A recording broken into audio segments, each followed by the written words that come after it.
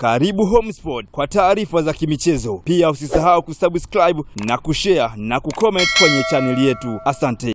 Hii mechi ya Young Africans dhidi ya JKT, moja ya kitu ambacho nilizingatia sana kwenye hii mechi ni yale maneno ambayo aliyazungumza kocha mkuu wa kikosi cha JKT Ahmad Ally siku ya jana kuhusiana na ubora wa Young Africans kwenye kushambulia kupitia kwenye half space pamoja na wide area. Concentration yangu ikawa hapa kwanza kuangalia Ahmad Ally game plan yake iko vipi kuwazuia Young Africans kupitia kwenye hayo maeneo ili wasiweze kumfikia golikipa wake Chalamanda. Sasa hapa nikaenda kwenye muundo wao wa kiulinzi namna ambavyo ulikuwa. Of course kuna muda ulikuwa unachanganya sana, lakini mara nyingi pattern zao nilikuwa naziona kwenye 3-3-5. Wachezaji wa 3 juu, wa 3 katikati, wa 5 katika eneo la mwisho. Ikishift sana wanabaki wawili juu wakiongozwa na Paul Peter, katikati anaongezeka mchezaji mmoja wanakuwa 4, nyuma wanakuwa wachezaji wa 5. Swali likawa, hii line ya wachezaji wa 5 wanakuwa wanafanya nini? Muda huo nikawaona wanajaribu sana kucheza na moves za wachezaji wa Young Africans sasa ambao wamekuwa na tabia kujiposition katika hayo maeneo. Tena moja ya kitu kizuri walichokuwa wanakifanya ni kwamba kama mchezaji atatoka kwenye ile line ya mwisho ya kiulinzi akaja huku chini, basi hawadili naye, wanamwacha kwenye wale viungo waamue kudili naye huyo mchezaji, kitu ambacho kilifanikiwa vizuri. Lakini wasiwasi wangu ukawa, mnaweza mkadumu kwenye hii mbinu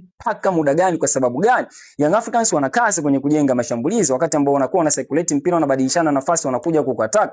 Lakini kitu kingine ni kwamba wana wachezaji ambao wanaweza kumtoka mchezaji mmoja, yani wana hiyo skills. So hata hiyo tight marking mnaoifanya kuna muda inaweza isifanikiwe. Hata sikwenda mbali, dakika 28 majibu yanapatikana. Kangwanda ndo msababishaji, Kangwanda ndo mfungaji, pasi inatoka kwenye half space, anaipiga Shadrack Isakaboka. Hapo nikagundua kitu kingine ambacho nahisi hawakukifanyia hesabu zao vizuri JKT Tanzania. Nahisi walidili sana na upande unaocheza Shadrack Isakaboka kutokana pengine na ule upande umekuwa na madhara sana kwenye game kadhaa zilizopita za Young Africans, wakaacha upande ambao ulikuwa ni wa kulia. Leo umekuwa ni uchochoro mzuri sana wa Young Africans. Yao Kwasa Toula amemtesa sana fullback wa kikosi cha JKT Tanzania. Mudathiri Yaya mikimbio yake ilikuwa kule. Albert Kangwanda mikimbio yake ilikuwa kule. Magoli mawili Young Africans ukiyatazama vizuri alikuwa anatokea upande ule. So baada ya hapo nikasubiri sasa nione second half wanakuja na kitu gani JKT Tanzania. Ahmad Ally akaja na mpango kazi mwingine, kwangu mimi nilikuwa naona kama ni riski. Wachezaji wa 3 juu, wawili katikati, wachezaji wengine wanabaki nyuma, kujaribu kuwa press Young Africans kuanzia juu, kuangalia namna mnavyoweza kuvuruga build up yao